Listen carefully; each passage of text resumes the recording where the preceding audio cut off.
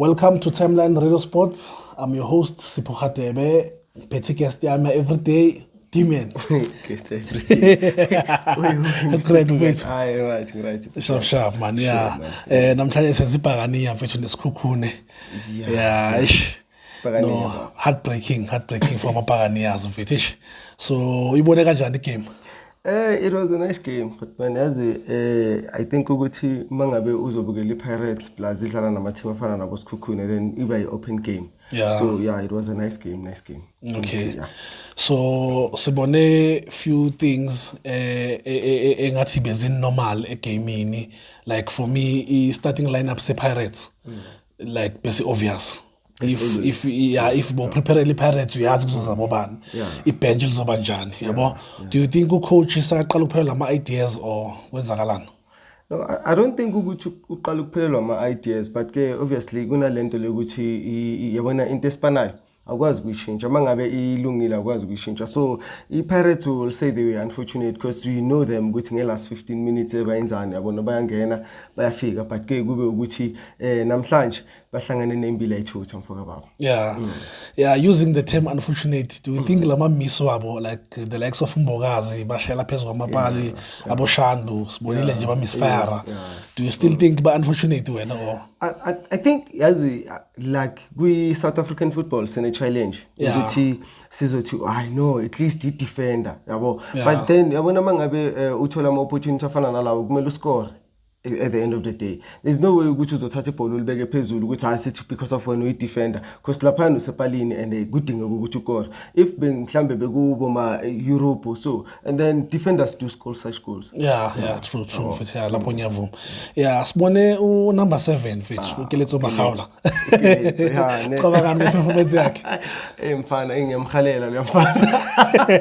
But I think isikhukhune nje sonke as a whole sidlalile because yabona from a move bo Kadoso, but like bebalapho they were there. You could feel their presence, but ke yena like he was outstanding because beka ba take on beka khona manje. Okay, even singathi I red card kaSibisi bekungasi red card as such, but first half uyokhosta ukuthi uSibisi athole yellow card and then second half uyamphinda futhi ngento. So udlalile umfana.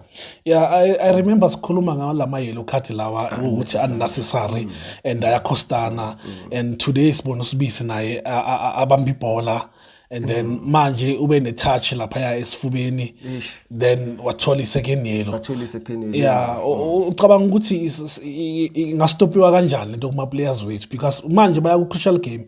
Yes, we may think ukuthi le game ya Saturday eDerby mhlambe it's a training game but it's a crucial one because manje remember baloku baya catch up ngama game in hand and they need to collect ama point amaningi as much as they can.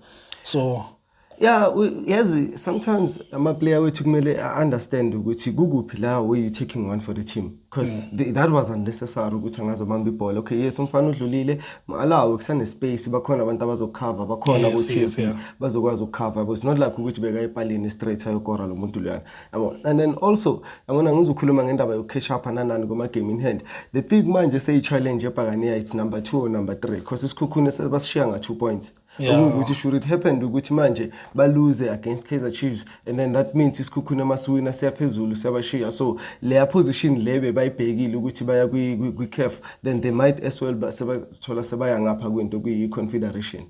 So according to your statement, you're saying iPirates manje league they must forget, focus ku number 2 and 3. Dala bayikhohle league bayikhohle iqala mfethu. So yeah, but manje challenge sekhona ukuthi ama points wesikhukhune ayasondela. And manje if bona bangaslipa futhi and then isikhukhune siqhubeke sidlalele wedlala ngakhona, chances are isikhukhune sizoba number 2. Ngiyakuthola mfethu. So going to iDerby game on Saturday, what do you think coach Mela change go Pirates to have at least more positive outcome nyana?